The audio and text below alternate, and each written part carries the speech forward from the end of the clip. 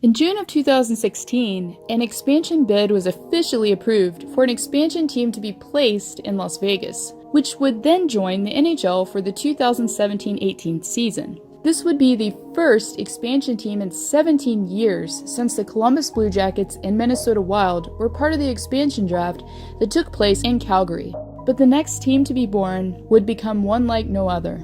As the Golden Knights made their debut on October 6th of last year, the expectations weren't high for the young team, as it's typical for an expansion franchise to take off to a slow start for at least their first season. And if you would have told me, or pretty much any hockey fan out there, that he'd be in the conference finals the following year, I would have probably called you crazy. But as we all know, the Knights have proven everyone wrong, starting with their inaugural season. Besides clinching the Pacific Division, they also finished 5th in scoring, while having a 51-24-7 record, and the only team to even come close to this type of success as a brand new squad was the Florida Panthers in the 93-94 season, with a 33-34-17 record. Therefore, it's pretty easy to understand why the story of the Vegas Golden Knights is a story that's unique. But besides just the NHL, the new team has also trumped all expansion teams in North America of professional sports, including the 3 most popular leagues besides the NHL: the NBA, MLB,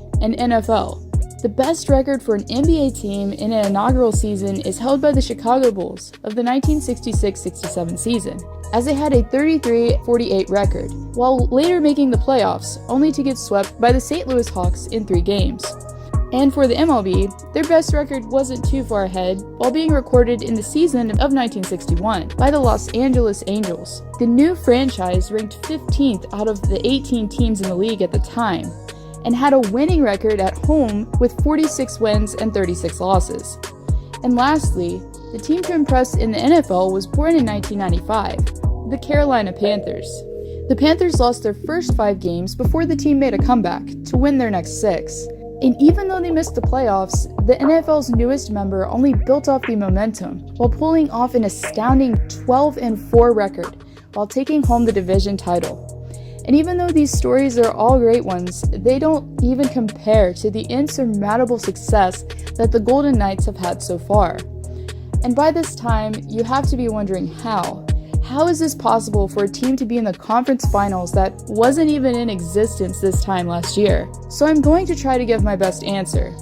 When I think of this team, I envision a puzzle that needs all of the right pieces in exactly the right place to work. Every piece, no matter how large or small, but they all need to work together to hold each other in place. And that's how I see Vegas. It's one scenario that has happened, one possibility out of several. But how?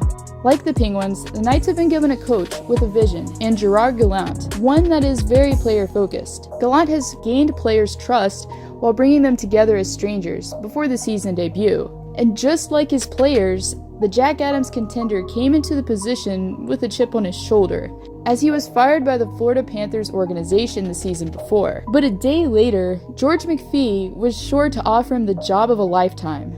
Since then, the PEI native has implemented a high-tempo, offensive-focused system that is more centered around puck pursuit than anything. But besides Gallant, the coach's boss, George McPhee, has also been a key contributor to the Knights' immediate success. McPhee was also able to put together a roster that had the perfect mix of players with the right chemistry and talent. And taking a roster mostly just from draft picks alone can be challenging. As we all know, they are often full of players that are unwanted for certain reasons. But the Golden Knights GM didn't let any of this knowledge prevent him from putting together a lethal combination that would surprise everyone the following season. With the leadership on point, the players have had the ideal situation in which they've been able to thrive, with several of them having career seasons, including but not limited to Jonathan Marchessault, William Karlsson, Derek England, and David Perron. All of them were cast out by their teams by not being protected in the draft, and that leads me to another reason as to why the team has been so successful. They all have something to prove. Simple psychology yields the truth that humans don't like being told what they can or can't do. We don't like being limited to expectations or probability. Therefore, it's pretty easy to see why the Golden Knights have been on fire. because they want to make a statement to me, to you, and to everyone that will listen, that they're not going to be forgotten without a fight. And they have done just that, what they set out to do. This is a true Cinderella story.